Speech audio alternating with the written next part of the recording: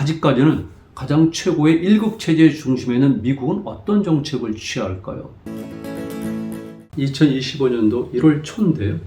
여러분 아마 마음들이 불편하실 겁니다. 한국 상황이 매우 안 좋습니다.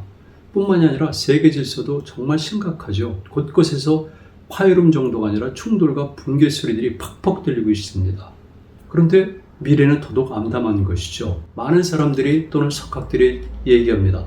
정말 2025년도 거대 불확실성의 시대가 오고 있다고. 그리고 실질적으로 미래를 아무도 예측할 수가 없어요. 원래 미래학이라는 것 자체가 확률 문제이지 사실 여부와는 무관한 거거든요. 그런데 특히 2025년도의 세계 질서는 정말 엄청나죠. 제가 늘 주장했던 문명의 대변환, 이것 말고도 실질적인 면에서의 국제 질서가 재편되는 겁니다. 거기 한가운데 미국이 있고요. 또 그 한가운데 바로 트럼프 대통령의 제2기 집권이 며칠 앞으로 다가오는 것이죠.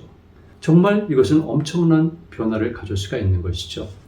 여러분 이미 1기 집권 때 많이 들었을 거예요. 아메리칸 퍼스트. 이것을 이렇게 해석합니다. 미국 우선주의라고. 꼭 그것만 있을까요? 저는 그렇게 생각하지는 않습니다. 그것 외에도 이제는 새로운 시작이라는 의미도 있죠. 그 새로운 시작은 미국만일까요? 아니면 세계 질서만일까요? 아니면 더 나아가서 문명의 시작일까요? 이거 굉장히 중요합니다. 미국이 다가오는 신질서 속에서 세계 1등 자리를 다시 차지하겠다는 또는 회복하겠다는 이런 선언이 아닐까요? 트럼프 대통령은 1기 때에도 역시 똑같은 주장을 했습니다. 이를테면 자국을 보호하기 위한 정책들이죠. 관세를 높이 부과한다. 또 한 가지는 불법 이민자들을 강제로도 추방시킨다. 그리고 중국을 압박한다. 또 하나는 미국 내부에서 만연하고 있는 가치관의 붕괴. 이건 트럼프 입장이겠죠.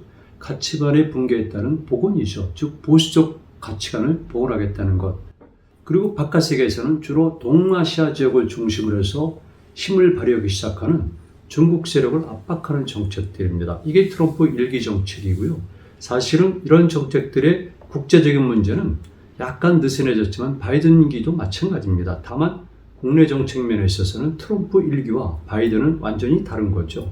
그리고 드디어 트럼프가 재선했기 때문에 이제는 트럼프는 좀 더 확실하게 자신감을 갖고 자기의 여러 가지 정책들을 실천할 것입니다. 저는 제 전공상 미국의 국내적 문제는 언급하지 않습니다. 그러나 국제관계인데요.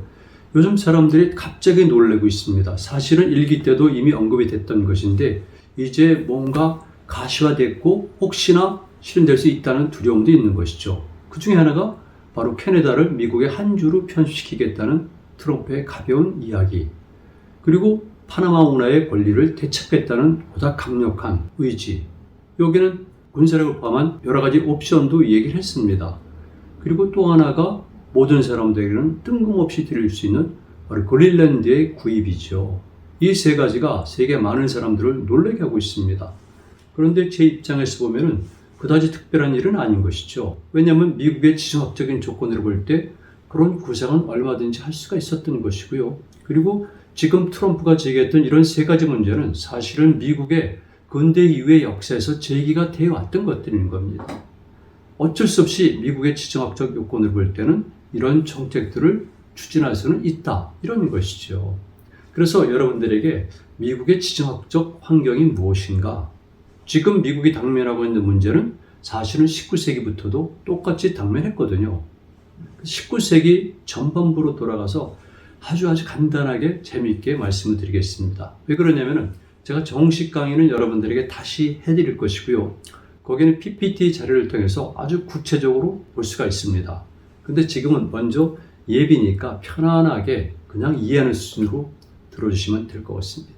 19세기 초가 되면서 큰 변화가 일어나는데요. 여러분 나폴레옹 기억하시죠? 그리고 루이지아나 기억하시죠? 루이지아나는 루이의 땅이라는 뜻이니까 당연히 거기는 프랑스의 땅이죠. 미시시피강 하구 지역입니다. 거기는 뉴올리언스가 있는데요. 이거는 뉴 오를레앙이라는 뜻입니다. 오를레앙만 여러분 떠오르는 인물 있지 않습니까? 바로 그 유명한 잔다르크죠. 여기는 프랑스 땅이었는데 미국이 사들인 겁니다. 조금 더 그쪽으로 가다 보니까 오늘 텍사스가 나옵니다. 아시잖아요. 미국의 기질, 사나이, 카우보이, 이거 텍사스죠. 텍사스 원래 스페인 땅입니다. 그래서 원주민들을 중심으로 해서 독립운동이 일어나는 겁니다. 늘 독립운동이 거기서 일어나게 돼 있어요. 그리고 당연한 것이겠지만은 미국 사람들도 서부 진출을 통해서 그 지역에 거주하죠. 그러다 보니까 결국 늘 그렇듯이 토착민과 이주민들 간에 싸움이 일어나는 겁니다. 그런 과정 속에서 멕시코가 결국은 독립운동을 실시하고요. 스페인으로부터 독립하다 보니까 멕시코 공화국이 1단계로 만들어지는 겁니다. 이거 단계적 전략으로 봐야죠. 그러고 난 다음에 다시 텍사스에서는 백인들을 중심으로 해서 이른바 텍사스 혁명이라는 것이 일어나니까 당연히 그것은 미국 땅이 되지 않습니까? 그래서 조금 세월이 지난 다음에 즉 1845년도에 텍사스는 미국이 되는 겁니다. 이렇게 국가 전략이라는 것은 거시적 안목 속에서 단계적으로 이루어지는 것이니까 당대라든가 좁은 식견을 가진 사람들이 쉽게 얘기할 수는 없죠. 여론을 형성할 수는 있지만 그걸 강하게 밀어붙이면 안 되는 거죠. 본인들의 가치관 때문에 미래가 희생당해도 좋다는 얘기입니까? 그리고 당연한 결과겠지만 그 이후에 멕시코와 미국 간의 전쟁이 벌어지고요. 그리고 결국은 승리하니까 당연히 우리가 알고 있는 오늘날의 태평양 연안의 지역들, 캘리포니아, 뉴멕시코, 콜로라도, 아리조나, 유타 이런 지역들이 이제는 미국 영토가 되는 겁니다. 여러분 혹시 쾌걸 조로란 영화 기억하십니까? 마스크 오브 조로란 제목으로도 다시 방영됐지만 이게 그 당시 때의 환경들을 얘기한 겁니다. 박진감 넘치는 것이 일어난 거죠. 그래서 이제 미국은 드디어 오늘날의 태평양까지 진출하게 된 겁니다. 그 당시 때 미국이 차지한 영토가 약 300만 평방킬로미터라고 그러니까 우리나라 대한민국의 30배가 넘는 땅을 그 시기에 차지하게 된 겁니까? 얼마나 대단하겠습니까? 미국이 이제는 성장하기 시작한 거죠. 참, 그 전에 여러분들에게 재밌는 사실 하나 말씀드리죠. 러시아인들이 이미 오래전부터 시베리아를 통과해서 오늘날의 감차카 지역, 그리고 알래스카 지역 장악했죠. 영토로 만들었죠. 그 다음에 당연히 해안을 타고 내려오지 않겠습니까? 왜냐면 모피 때문에도 그렇고요. 그리고 어업 때문에도 그렇습니다. 당연히 쭉 타고 내려다 보니까 캘리포니아 해안까지 내려왔고 당연히 거기에서는 러시아인들이 미국인들과 힘을 합쳐가지고 회사를 만들었어요. 그때 러시아인들은 러시아 아메리카 회사라는 명칭에 일단 상인 회사를 만드는데요. 지금의 우리가 생각하는 그런 건 아니죠. 여러분 동인도 회사라고 배우셨죠? 동인도 회사는 동쪽 인디아, 먼저 네덜란드인들이 만들었고요. 영국이 뒤를 이어서 만들었고 프랑스도 본땄습니다. 우리가 알고 있는 것처럼 그냥 단순한 회사 법인이 아니라 이것은 정부로부터 위임을 받아서 여러 가지 권리를 갖고 있거든요. 러시아도 똑같이 아메리카와 합쳐가지고 이 회사를 만들었는데 거기에는 심지어는 화폐를 자체로 발행할 수도 있었어요. 그러니까 무역권을 비롯해서 많은 권한들을 갖고 있는 것이죠. 그런데 19세기 중반 못 미쳐 1841년 이때쯤에서 러시아가 결국 철수하게 되는 겁니다. 그렇다면 이제 태평양 연안은 완벽하게 미국권으로 들어가게 되는 겁니다. 이게 1840년대 초까지 이르니까 이때부터 이제는 미국의 해양활동이 시작되고 해군도 진출하게 되고 그런데 미국은 주력이 동쪽에 있으니까 서쪽의 태평양 연안에서는 해군 활동을 할 수가 없죠. 그래도 시도하게 되는 겁니다. 여러분 아시죠? 페리 제도 1853년도에 바로 미국의 아시아 함대가 기선 군함들을 이끌고 동경만에 나타난 겁니다. 얼마나 놀랬겠습니까? 당시 일본은 조선술 항해술도 뛰어난 나라거든요. 그럼에도 불구하고 페리 제독이 끌고 온 군함들을 보면서 굉장히 놀랐습니다. 거의 굴복한 거죠. 그래서 그 다음엔 1854년도에는 미국과 일본의 화친조약이 맺어지는데 이거 불평등 조약이고요. 이로 인해서 결국 막부가 쓰러지게 되고 일본이 근대화가 되고 이 근대화에 성공하면서 조선은 일본의 식민지가 되는 거죠. 미국이 드디어 일본에 진출했고 당연히 동해를 북상하게 되는 것이죠. 그런 과정 속에서 사건이 일어나지 않겠습니까? 울릉도 독도를 바라보고요. 그들이 지명을 붙이기도 하고 조금 세월이 지난다면 바로 1866년도에 제너럴 샤머너 사건 그리고 1871년도에 신미양요가 일어나게 된 것이죠. 그리고 몇 년 있다가 다시 미국과 조선의 수호조약이 맺어지게 된 겁니다. 이게 미국이 동아시아로 진출하는 과정인데요. 이런 것이 아니라 거기엔 보다 복합적이고요. 치밀한 전략과 단계가 있었어요. 그래서 미국이 아직까지는 대서양 국가입니다. 다만 페리 제독이 이렇게 나와서 남아메리카를 돌아가지고 다시 아프리카 희망봉을 돌아가지고 아시아 함대가 온 거거든요. 이거는 굉장히 비효율적이죠. 그렇다면 이미 태평양 연안까지 진출했던 미국 정부의 입장에서는 해군의 강화가 필수적이고, 또 한 가지는 본격적으로 이제는 태평양 세력으로 등장해야 되지 않겠습니까?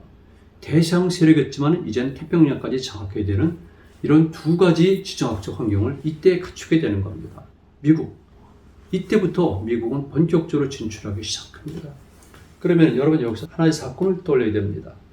미국의 역사상에서 가장 큰 사건이 몇 개가 있습니다. 첫 번째는 미국의 독립이죠. 두 번째는 남북전쟁입니다. 그리고 나머지는 그의 여파인데요. 우리나라도 남북전쟁이 큰 영향을 끼쳤지 않습니까? 미국도 남북전쟁이 일어났어요. 1861년도에 남북전쟁이 일어나서 65년도까지 계속 전개가 되는 겁니다. 이 엄청난 전쟁을 통해서 남과 북이 갈등 촉대 관계가 되고, 무려 여기서는 103만 명의 사상자가 생겼으니까 아주 씻을 수 없는 상처를 남겨서 지금까지도 남북 간의 어떤 갈등과 차이점은 있는 것이죠. 이런 남북전쟁의 어마어마한 스케일과 그리고 미국의 전면적인 변화, 이 과정을 다룬 영화가 링컨이라는 영화도 있지만은 바로 유명한 바람과 함께 사라지다. 클라크 케이블과 그리고 당시 세계 미녀라고 할 수 있는 비비안 리가 주연한 영화죠. 여러분 다 기억하실 거예요. 그리고 마지막에 비비안 리가 그 폐허가 된 남부의 농장에서 던지는 메시지. 이게 미국의 남북전쟁입니다. 그렇게 남북전쟁이 막 벌어지고 있는 상황 속에서 중요한 것이 진행되고 있었는데, 그것이 바로 미국의 동쪽과 서쪽을 연결하는 대철도 사업입니다. 오랜 기간에 걸쳐서 했죠. 남북전쟁이 시작되고 나서 2년 다음이니까 1863년도부터 시작이 된 건데요. 이들이 계속해서 전쟁하는 도중에도 건설하게 됩니다. 결국은 북부군의 승리로 끝나니까 남부군들은 패잔병이 됐고요. 갈 곳이 없어졌어요. 그리고 거대한 농장도 폐허됐을 뿐만 아니라 그들의 중요한 노동력이었던 흑인들이 해방이 되니까 노동력이 상실돼서 그들은 가난해진 거죠. 그때 패잔병들을 중심으로 해서 미국 역사상에서 등장한 것이 바로 흔히 말하는 열차 대강도라는 거죠. 영화적 네임이니까 그거 자체를 학문적으로 수용할 이유는 없지만 열차 강도들이 그때 떼거지로 나타나는 겁니다. 남북은 패잔병들을 중심으로 해서 동서를 연결하는 동쪽에 있는 황금 엘도라도를 향해서 오고 가는 이런 기차들을 털어서 엄청나게 재물을 약탈하는 미국 영화에서 얼마나 큰 주제가 됐습니까? 그 중에 하나가 우리들 세대들은 잘 알고 있는 제시 제임스죠. 이런 것들. 그래서 결국은 6년 동안 건설해서 1869년도에는 대륙 횡단철도가 완성이 되니까 미국은 이제 태평양 세력이 완전히 된 겁니다. 그렇다면 미국은 단순하게 그런 것이 끝났을까요? 아니죠. 이미 앞을 내다본 겁니다. 그래서 남북전쟁이 끝난 직후지만은 미국 국무부 장관이 알래스카를 사들인 거죠. 그 다음부터 720만 달러라고 그러니까 지금 현재 계산하면 100억 좀 넘는 것 같은데요. 이거 현재 강남 압구정동에는 아파트 두 채 값도 안 되는 거죠. 물론 그 당시 때는 엄청난 가치를 가지고 있었지만 그래도 역시 싸게 산 겁니다. 그때도 많은 사람들이 국무부 장관을 비판하고요. 웃음거리가 됐죠. 누가 다 바보입니까? 결국은 그 선택이 옳은 거고요. 그거는 거대한 미국의 국가 전략, 세계화 전략의 일환으로서 구입된 겁니다. 제가 이런 말씀 드리는 이유를 아마 충분히 아실 겁니다. 그래서 알래스카를 구입했어요. 그렇다면 이제 미국은 알래스카, 캐나다 건너뛰지만 태평양 연안의 모든 지역을 장악하게 된 거죠. 이렇다면 그 다음 수순이 있습니다. 당연한 것이겠죠. 그래서 미국은 이제 중앙 아메리카에 대한 영향력을 더 강화시켜야 되고 태평양으로 본격적으로 진출해야 됩니다. 당연히 해군력의 필요성이 등장하니까 이때 이론적 토대를 제공한 사람이 바로 유명한 알프레드 마한이죠. 이 알프레드 마한은 흔히 말해서 지정학적인 이론 중에서 가장 탁월하다고 여겨지는, 그리고 가장 영향력이 크다고 여겨지는, 그리고 미국뿐만 아니라 세계 모든 나라의 해군들에게는 거의 교과서적인 인물이지 않습니까? 해양력이 역사에 끼친 영향, 이런 거죠. 근데 알프레드 마한이 바로 해양력의 중요성, 해양력이 강화되기 위해서는, 즉 시파워가 강화되기 위해서는 해군력이 뒷받침되어야 되고, 해군력이 강화되려면 해군이 대양으로 진출해야 되는데 중간에 거점들은 필요하겠죠. 그 당시 때 수준으로서는 중간중간에 기착지가 있지 않으면 원거리 항해가 불가능했던 겁니다. 이런 것들이 전부 다 어우러지면서 미국의 정책은 바뀌어지게 되는 거죠. 이제는 몰로주의가 아니라 본격적인 팽창주의로 급선하게 되는 겁니다. 그래서 미국은 이미 조선과 수통성제국도 맺었지만 이제 또 하나 이 카리브해의 모든 권한을 장악하려고 합니다. 그 당시에 카리브해는 어떤 상황이 있었습니까? 현재 우리가 알기는 플로리다, 그 앞이 카리브해, 그 건너편이 중앙아메리카지 않습니까? 그리고 이 지역을 장악하고 있는 것은 아직까지는 스페인이죠. 그러나 모든 지역에서 그렇듯이 그 지역에 살고 있었던 토착인들과 원주민들 간이 결합하면서 스페인을 내쫓으려는, 아니 독립하려는 움직임들이 일어났죠. 쿠바를 중심으로 해서 이런 움직임들이 많이 일어난 거게 된 겁니다. 우리가 잘 알고 있는 피델 카스트로죠. 그리고 그의 친구이자 일찍 죽었던 체 게바라. 많은 사람들이 체 게바라 그러면은 특히 굉장히 높이 평가하고 우상시하고 있습니다. 저는 거기에 대한 평가는 일단 유보하겠습니다. 그래서 이런 독립전쟁이 일어나게 되고 결국은 1895년대 쿠바가 또 한 번 독립전쟁을 일으키게 되는 겁니다. 여기에 미국이 강력하게 지원해주면서 결국 쿠바는 독립하게 되고 미국은 쿠바에 대한 권한을 갖게 되고 카리브해에 대한 모든 권한을 미국이 갖게 되는 거죠. 당연히 그러다 보니까 스페인과 미국은 직접 충돌하게 되고 이때 벌어진 전쟁을 보통 스페인 전쟁 또는 미국과 스페인 전쟁이라고 부르는 겁니다. 그래서 1898년도에 이미 전쟁이 시작됐죠.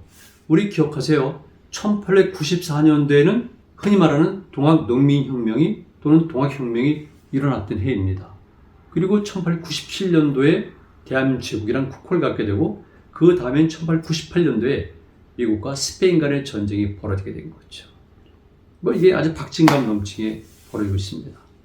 그때 카리브해에서 전쟁이 벌어져서 미국은 승리하고요. 또 한 가지는 바로 필리핀에서 스페인과 미국 간의 전투가 벌어진 겁니다. 필리핀은 필립의 땅이라는 뜻이지 않습니까? 당연히 에스파니아의 땅이죠. 그러니까 이 지역을 오랫동안 장악하고 있었는데 미국은 그 지역을 차지할 필요가 있는 겁니다. 그래서 당시 아시안대 일부가 영국, 프랑스, 독일의 협조를 받아가면서 결국은 필리핀의 마닐라만에 상륙하면서 승리로 귀결되는 겁니다. 그래서 미국은 카리브해에서 승리해서 주변에 푸에르토리코 비롯한 많은 땅들을 갖게 되고요. 카리브해 지배권을 확립하게 되고 태평양에서는 말 그대로 괌이라든가 등등 그리고 필리핀에 관한 영향력을 아주 확대하게 되는 거죠. 이래서 본격적으로 미국은 태평양 세력으로 발돋움하게 된 겁니다. 하와이는 많은 사람들이 신혼여행을 비롯해서 놀러가는 곳의 하나입니다. 그러나 이 근대화 초기에는 하와이에 많은 사람들이 이주 노동자를 갔고요. 조선 사람들도 이주 노동자를 간 겁니다. 그런 아픈 역사가 있죠. 그런데 이렇게 하와이에 많은 이주 노동자들이 가게 된 데는 이유가 있습니다. 하와이는 원래 이쪽에 있는 니시아권에 있는 모든 나라들을 연합한 하나의 왕국이었습니다. 일종의 추장사회이죠. 그런데 하와이에 계속해서 태평양을 건너온 사람들이 백인들이 거주하다 보니까 자연스럽게 거기는 백인들의 땅이 되고요. 백인들의 발언권이 세지다 보니까 결국은 일종의 반란 비슷하게 되면서 하와이 왕국을 멸망시켜버립니다. 아주 그때도 재미난 얘기가 있어요. 그러면서 하와이 공화국이 만들어졌는데 텍사스와 마찬가지로 결국은 미국에게 합병을 하게 되는 겁니다. 그래서 결국 1897년도에 합병조약을 통해서 미국이 합병이 되고 그리고 그 다음에 본격적으로 미국 영토가 되게 된 거죠. 다시 한번 정리해드리면 이제 서부까지 끝까지 와서 이 태평양연을 완벽하게 장악한 세력들은 알래스카를 차지하고 카리브해도 차지하고 중앙아메리카 영향권도 확보하고 그 다음에 어디를 가냐면은 서서히 바다를 진출하면서 하와이를 병합하게 된 거죠. 1898년도에 미국 영토가 됐으니까 대한제국이 선포되기 1년 직전이네요. 그리고 바로 그 해에 미국과 스페인 간의 전쟁이 벌어져서 승리를 하게 되고 이제 결국은 끝난 겁니다. 이제는 우리와의 관계가 있는데 이 부분은 오늘 드릴 말씀은 없고요. 다만 한 가지 일본과 러시아 간의 조선의 지배권, 만주 그리고 동아시 패권을 놓고 벌어진 전쟁, 즉 러일 전쟁에서 미국이 당연한 것이겠지만 특히 영국을 대체하는 해양 세력으로 발돋움하는 미국의 입장에서는 일본을 도와줄 수밖에 없는 거죠. 전략적 이익 때문에 그런 것이고 그것이 우리가 알고 있는 바로 카스라 테프트 밀약이라는 겁니다. 이게 그런 관계가 되는 거죠. 자, 이제 다시 돌아가겠습니다. 제가 오늘 강의에 말씀드린 것은 바로 트럼프 2기에서 본격화될 문제 중에 하나고 세계 질서에서 큰 뒤흔들림을 가져오게 되는 사건인데 물론 나토의 문제라든가 중동 지방의 문제도 있습니다. 그런데 새롭게 제기된 것 중에 하나가 캐나다의 문제가 있고 파나마 운하를 사용하는 권리를 찾는 것, 심지어는 그린랜드까지도 구매 의사를 바뀐 것 등이죠. 그래서 저는 이런 것들을 가볍게 보는 것이 아니라 바로 트럼프 정권 아니면 미국이 추진하는 세계 질서 재편 전략의 일환이라고 보는 겁니다. 이제 정리해 드리겠습니다. 제가 처음에 말씀드렸잖아요. 지금은 대전변의 시대라고, 아무도 예측할 수 없는 시대라고. 그런데 인류 문명사에서 저는 가장 극적인 전환기라고 봅니다. 말 그대로 호모 사피엔스 사피엔스 이후에는 가장 큰 전환기니까 모든 면에서 문제가 되겠죠. 그 다음에 새로운 기술이 본격화됐습니다. 이제는 AI란 말이 그냥 평범하게 들리는데요. 이것이 가지는 의미는 굉장히 크죠. 2000년대 초부터 이런 얘기들이 나왔는데 드디어 이제는 상용화가 되고 일상화가 된 겁니다. 이런 새로운 시대 기술, 거기에 따라서 새로운 산업이 등장하고 산업 구조 전체가 개편이 되는 겁니다.